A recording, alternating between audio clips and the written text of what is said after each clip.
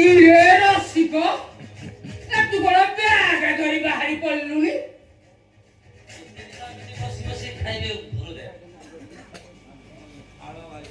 କେବଳ ଆପଣଙ୍କ ଭଳି ଦୟାଳୁ ମଣିଷଙ୍କ ପାଇଁ ଯେ ଶସ୍ତା ବଞ୍ଚିଛି ନହେଲେ ପେଢି ପୁଟୁଳି ବିକାଶ କରନ୍ତାଣି।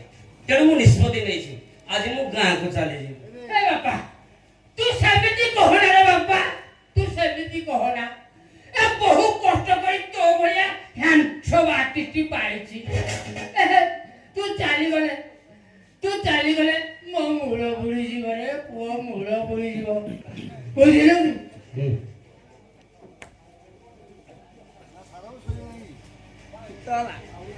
ଏ ବାପା ତୁ ସେମିତି କହନା ରେ ବାପା।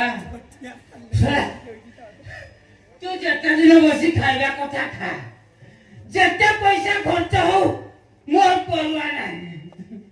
ତୁ କେମିତି ମୋ ଘର ଛାଡି ଚାଲି ଯାଆନା। ତୁ ଆପଣ ମୋ କଥା ଜମା ଚିନ୍ତା କରନା ରେ ବାପା, ମୋ କଥା ଜମା ଚିନ୍ତା କରନା। ଯେତେ ପଇସା ଖର୍ଚ୍ଚ ହଉ ମୁଁ ଦେବି। ଆଉ ଯେତେ ଦିନ ବସି ଖାଇବା କଥା ଖା। ଆରେ ପଇସା ତମେ କୋଉଠି? ମୁଁ ଏଇଠି। ମୁଁ ପରା ତାକୁ ସେଇ କଥା ବୁଝାଉଛି, ହେଲେ ସିଏ କଣ ମୋ କଥା ବୁଝୁଛନ୍ତି? ସିଏ କେବେଠୁ ହେଇଗଲାଣି? ନାଇଁ ମାନେ କଥା କହି ବାପା, ସିଏ ମାନେ ରସିକ ଭାଇ। ମୁଁ ତାଙ୍କୁ କେତେ ଥର କହିଲିଣି, ସିଏ ମୋ କଥା ଜମା ଶୁଣୁନାହାନ୍ତି।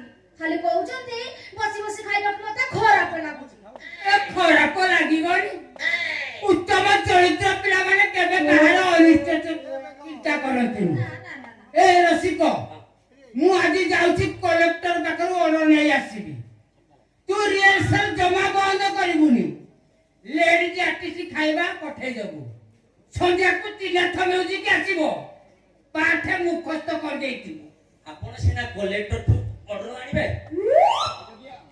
ହେଲେ ସିଏ ପୁରା ଲୋକାଲ ପୁଲିସକୁ ଦାୟିତ୍ୱ ଦେଇଛନ୍ତି। ଆଉ ପୁଲିସ କଥା ଭାବିଲା ବେଳକୁ ସେଦିନର ମାଡ଼ କଥା ମୋର ମନେ ପଡି ଯାଉଛି। ତମେ ଜମା ବି ଚିନ୍ତା କରନି, ସେ ପୋଲିସ କଥା ମୁଁ ବୁଝିବି ବା। ଇଏ କଣ କି ସେଦିନ ଯୋଉ ପୋଲିସ ବାବୁ ଆସିଥିଲେ, ସେ ନା ଭାରି ଭଲ ଲୋକ, ବହୁତ ଭଲ ଲୋକ। ଆଉ କଣ କହୁଥିଲି କି ତାଙ୍କ କଥା ମୁଁ ବୁଝିବି, ତମେ ଜମା ବ୍ୟସ୍ତ ହବନି। ସିଏ ସିନା ଟିକେ କାଲା, ହେଲେ ତାଙ୍କ ହୃଦୟଟା ପୁରା ଖୋଲା। ହଉ ହେଲା, ମୁଁ ଏଥର ଆସୁଛି।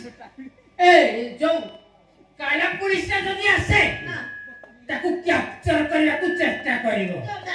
ଆଜି ଯେମିତି ହେଲେ ନାଟକ ମଞ୍ଚସ୍ଥ କରିବାକୁ ପଡିବ।